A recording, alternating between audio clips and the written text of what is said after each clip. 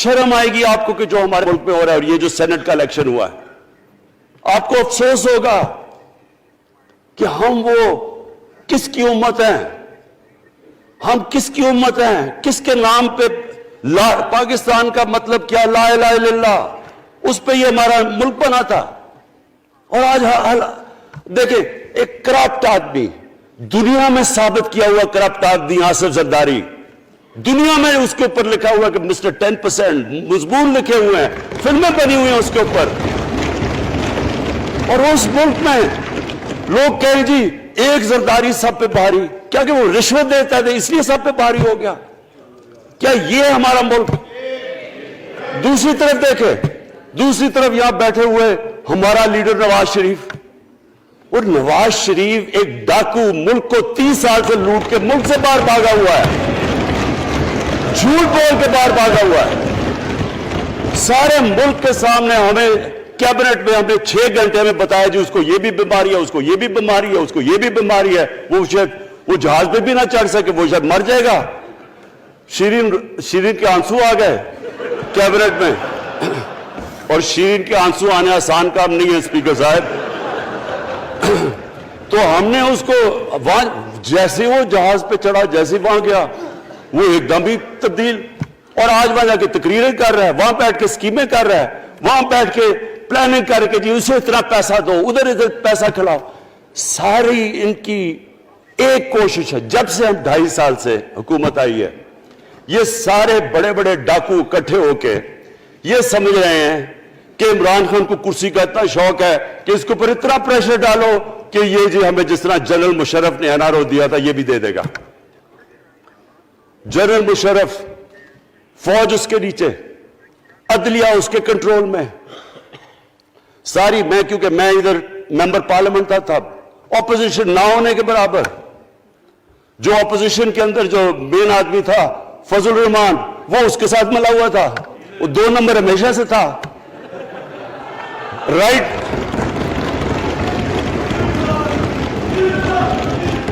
اور وہ آدمی جس کے پیچھے امریکہ ان کی جنگ لگا تھا، سب کچھ، وہ ان کے پریشر میں آ کے ان دونوں کو NRO دیا، اور اتنا بڑا اس ملک کے اوپر اس نے جرم کیا ہے۔ ان دونوں نے آ کے NRO لے کے دونوں ہاتھوں سے ملک لوٹا، اس کے بعد دونوں نے اس ملک کے اوپر 4 گنا زیادہ قرضہ چڑھایا۔ اسپیکر صاحب 6,000 ارب سے ہمارا قرضہ جو ٹوٹل لائبلٹیز 30,000 ارب پہ پہنچا دی۔ آج ہمارے اوپر کیا مسئلہ ہے؟ ہمیں یہ قرضوں کی قسطیں دیتے ہوئے بیچارے لوگوں کے اوپر بوجھ ڈالنا پڑتا ہے۔ یہ جو مہنگائی ہے اس کے بعد میں بعد میں بات کرتا ہوں، لیکن میں پہلے یہ بات کمپلیٹ کر لوں کہ دیکھیں اسپیکر صاحب، میں یہ 2.5 سال سے تماشے دیکھ رہا ہوں۔ یہاں پہلے دن پرائم منسٹر بن کے پرائم منسٹر تقریر کرنے جا رہا ہے، کھڑے ہو کے تقریر نہیں کرنے دی۔ کیوں تقریر نہیں کرنے دی؟ کیونکہ ان کو پہلے دن سے ڈر تھا کہ یہ ہمارے جو کرپشن کے کیسز یہ معاف نہیں کرے گا۔ کرپشن کے کیسز ہم نے نہیں بنائے تھے اسپیکر صاحب، یہ سارے ان کے دور کے کیسز بنے ہوئے ان کے اوپر۔ آپس میں تو ان کا مکمکا تھا، اپنا نیب کا چیئرمین آپس میں مل کے کیسز ان کے بند کر رہا ہے۔ عدلیہ اس وقت کی عدلیہ وہ ان کے ہاتھ میں تھی، ان کو تو مسئلہ ہی کوئی نہیں تھا۔ وہ $60 ملین آصف زرداری کا سوئٹزرلینڈ میں پڑا ہوا ہے، وہ جج کہہ رہا ہے کہ واپس لے کے آؤ۔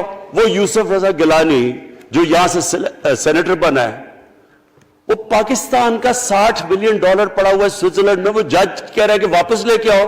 وہ کہتے نہیں جی میں نہیں خط لکھتا، بھئی آپ کے باپ کا پیسہ تھا، پاکستانی قوم کا پیسہ تھا، اس کے اوپر وہ ڈسکوالیفائی ہو جاتا ہے۔ وہ ایسے پھر ہے جس طرح نیلسن منڈیلا کہیں ڈسکوالیفائی ہو گیا۔ اسپیکر صاحب میں یہ چیزیں آپ کو اس لیے بتا رہا ہوں، میں تو ان کو 30 سال سے جانتا ہوں۔ دیکھیں جب تک ہم اس ملک میں اپنی اخلاقیات ٹھیک نہیں کریں گے، مورل سٹینڈرڈز ٹھیک نہیں کریں گے، جب اس طرح کے الیکشن ہوں گے کہ کھل کے پیسہ چل رہا ہے اور ہم کہیں گے نہیں جی وہ پٹواری کیوں پیسے لیتا ہے، تو وہ تھانے دار کیوں پیسے لیتا ہے، وہ سرکاری نوکر، وہ تو بیچارہ جو نچلا طبقہ ہے وہ تو واقعی جس طرح شیخ رشید نے کہا ہے, مہنگائی جو بڑی ہے, بیچارے لوگوں کی تنخواہ میں گزارا نہیں ہو رہا.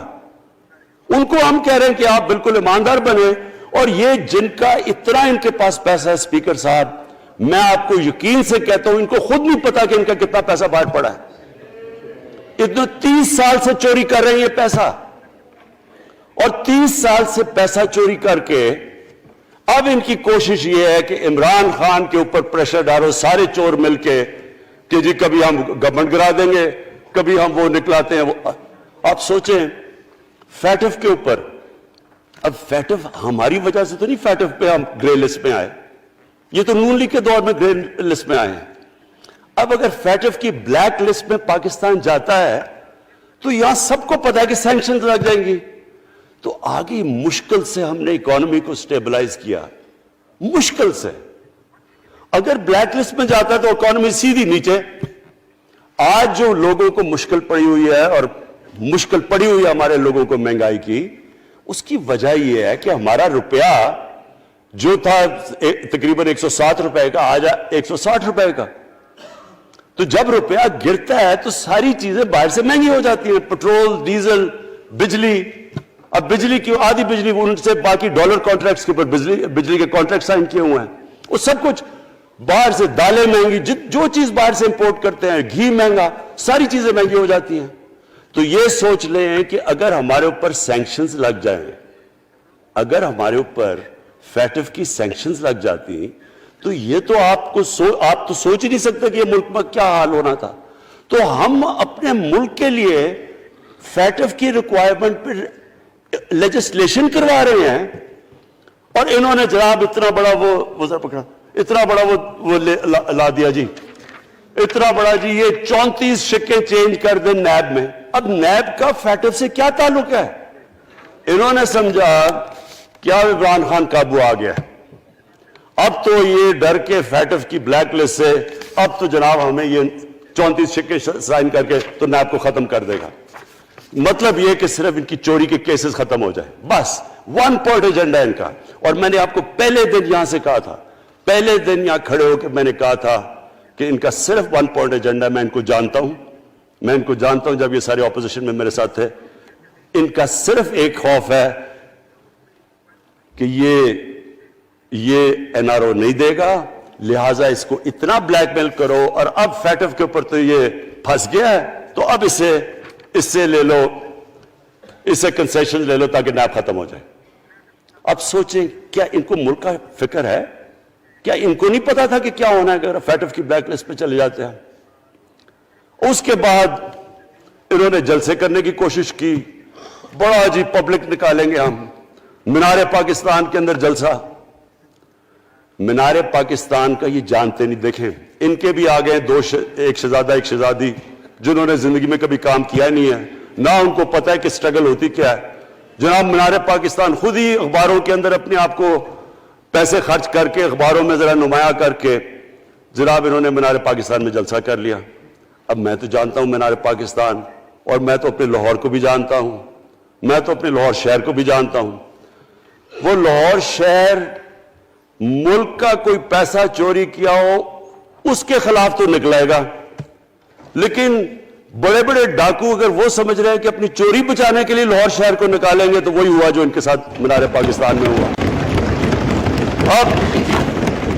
اب آ کے جو ڈاکٹر فہمیدہ مرزا نے بڑا اچھا آپ کو ایکسپلین کیا,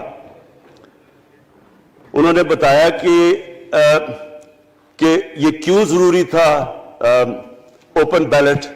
انہوں نے بتایا کہ الیکشن کمیشن کی تو ریکوائرمنٹ ہے کہ آنسٹ ہو, فری اور فیئر الیکشن ہو. تو انہوں نے 2008 میں چارٹر آف ڈیموکریسی میں کہا ہوا کہ جی اوپن بیلٹ ہونی چاہیے, دونوں پارٹیز نے. اور اس کے بعد ایک دم وہاں سے دونوں سب ادھر سے بھاگ کے اور کہتے نہیں جی خفیہ بیلٹ ہونی چاہیے. میں نے تب کہہ دیا کہ خفیہ بیلٹ کا ایک مقصد تھا, سارے مل کے کوشش کریں گے کہ حفیظ شیخ کو ہرائیں, اور وہ جو آدمی جیتا ہے پاکستان کا کرپٹ ترین آدمی. میں ایک چیز آپ کو آج کہتا ہوں, یوسف رضا کے آپ صرف ایسٹس دیکھ لیں, پرائم منسٹر بننے سے پہلے تھے اور اس کے بعد کیا ایسٹس ہیں. بھائی ایک چیز دیکھ لیں, کوئی آپ کو کچھ کرنے کی ضرورت نہیں ہے, آپ کو پتا چلے گا انہوں نے اس نے کیا کیا اپنے زمانے میں. تو اس کو لا کے یہاں بٹھا کے تو جناب انہوں نے سارا پیسہ لگا کے, اور ہمیں سب پتا تھا کیا ہو رہا ہے, اور اس کو جا کے جناب انہوں نے ہروا دیا حفیظ شیخ کو. اب کیا پیغام گیا سارے ملک میں اس کا؟ میں نے کیوں یہ آج ووٹ آف کانفیڈنس لی ہے, اس کا کیا پیغام گیا دنیا میں؟ سارے لوگوں کے سامنے اوپن ہارس ٹریڈنگ, لوگوں کو راتوں کو کال کر رہے ہیں, یا میں تو خاص داد دینا چاہتا ہوں, میرے ممبرز بیٹھے ہیں, خواتین بیٹھی ہیں جن کو کالیں گئی ہیں رات کہ جی 2 کروڑ سے ریٹ شروع ہوگا, ہم آپ کو آگے پیسے دیں گے. ان کو ساروں کو پیسے آفر کر رہے ہیں. اور پھر اگر میں صرف الیکشن کمیشن کو ایک چیز کہنا چاہتا ہوں, آپ مہربانی کریں پاکستان کی ایجنسی سے صرف ایک سیکرٹ بریفنگ لیں, آپ ان کو اندازہ ہوگا کتنا پیسہ چلا اس الیکشن کے اندر, پتہ چلوائیں کیا ہوا اس الیکشن میں, تاکہ آپ اس طرح کی سٹیٹمنٹ نہ دیں کہ جی ہماری کوئی آزادی ختم کر رہی ہے. میں آپ کی آزادی ختم کر رہا ہوں یہ کہہ کے آپ کہ یہ جو الیکشن میں ہوا ہے. اسپیکر صاحب, میں آج اس اوکیزن کے اوپر, کیونکہ مجھے اس پہ کافی, میں 2.5 سال یہ بڑی چیزیں برداشت کرتا رہا ہوں, اور میں اس لیے صبر سے کرتا رہا ہوں کیونکہ ملک اتنا ہمارا مشکل میں ہے. جو ہمیں ٹائم ملا جب میری گورنمنٹ آئی, میں آپ کو یقین سے کہتا ہوں کہ ساری زندگی میری تو سٹرگل میں گزری. جو بھی آپ انسان کسی چیز میں کمپیٹ کرتا ہے, اگر آپ نے ملک میں اپنے سب سے ٹاپ 11 کھلاڑیوں میں پہنچنا ہے تو ایک بہت سارے ملک میں مقابلہ کر کے آپ وہاں پہنچے, اس میں بڑی سٹرگل ہوتی ہے, اونچ نیچ ہوتی ہے بڑی. اور پھر اگر آپ کو دنیا کے لیول پہ آپ کو اپنا, اگر آپ کو منوانا ہے, اس کی اور ایک سٹرگل ہوتی ہے. اور میری اس سے زیادہ بڑی سٹرگل تھی کہ ایک آدمی جا کے ہاسپٹل بنانے کی کوشش کرے, اور وہ بھی کینسر ہاسپٹل, تو ایک وہ بہت بڑی سٹرگل تھی. پھر پالیٹکس میں لمبی سٹرگل رہی ہے, اکیلا تھوڑا سے لوگوں کے ساتھ شروع ہوا تھا, اور سٹرگل کر کے 14-15 سال تو مذاق اڑتا تھا میرا, سارے ہنستے تھے جب نام سنتے تھے میرا. تو ایک سٹرگل کر کے یہاں پہنچا ہوں. جو یہ 2.5 سال میں اسپیکر صاحب میں نے سٹرگل کی ہے, یہ میری زندگی کی سب سے مشکل سٹرگل تھی. اور کیوں مشکل تھی؟ کیونکہ جو یہ 10 سال میں اس کو ڈیکیڈ آف ڈارکنس کہتا ہوں, ایک انہوں نے ادارہ تباہ کیا. صرف 10 سال پہلے اداروں کے حال دیکھ لیں, کوئی ادارہ اٹھا لیں, پی آئی لے لیں, ریلوے لیں, سٹیل مل 8 ارب روپے کا پروفٹ لے کے بیٹھی ہوئی تھی. 8 ارب روپیہ سٹیل مل میں پروفٹ تھا جب تک کہ زرداری نے ہاتھ نہیں مارا اس کو. اپنا وہ ریاض لال جی فرنٹ مین رکھ کے ہمارے سامنے, میرے پاس آئے لوگ چیمبر والے, انہوں نے کہا جی یہ سٹیل مل سستی بلٹس اس کو بھیجا, اس کے تھرو پیسے دے رہا ہے. وہ سٹیل مل آج بند پڑی ہے. ایک ادارہ انہوں نے تباہ کیا, بھرتیاں کی لوگوں کی. وہ ادارے اتنے بڑے بڑے ہو گئے ہیں کہ وہاں پینشنز ہی اتنی آ گئی ہے کہ کچھ بچتا نہیں ہے سیلریز اور پینشن کے بعد کے ادارے کو ٹھیک کر سکے. ایک ادارہ تباہ کیا. ملک کا سب سے بڑا جو کرنٹ اکاؤنٹ ڈیفیسٹ, جس کے اوپر سارا پریشر پڑتا ہے, اگر آپ کا کرنٹ اکاؤنٹ یعنی کہ ڈالر زیادہ ملک سے باہر جا رہے ہیں اور کم اندر آ رہے ہیں, تو پریشر روپے پہ پڑتا ہے, وہ گر جاتا ہے. تو وہ میں آپ کو بتا, جب روپیہ گرتا ہے تو غربت پھیل جاتی ہے ملک میں. تو سب سے بڑا current account deficit, fiscal deficits جو کہ آپ کی آمدنی اور خرچے, وہ بڑا ڈیفیسٹ. سارے ادارے خسارے میں. پاور کانٹریکٹس جو انہوں نے سائن کیے اسپیکر صاحب, یہ عمر ایوب آپ کو بتائے گا, وہ یعنی ایسے لگا تھا کہ کسی دشمن نے آ کے ایک ملک کو نقصان پہنچانے کے لیے پاور کانٹریکٹ سائن کیے. ان کے اندر وہی پاور پروجیکٹس آپ کہیں اور دیکھ لیں, کسی اور ملک میں, بلکہ اپنے ملک میں دیکھ لیں, اور وہ دیکھیں کہ انہوں نے کس پیسے بنائے, وہ کس پیسے پہ. گیس کا کانٹریکٹ سائن کیا ہم نے آ کے اسی ملک سے 30% کم پیسے پہ گیس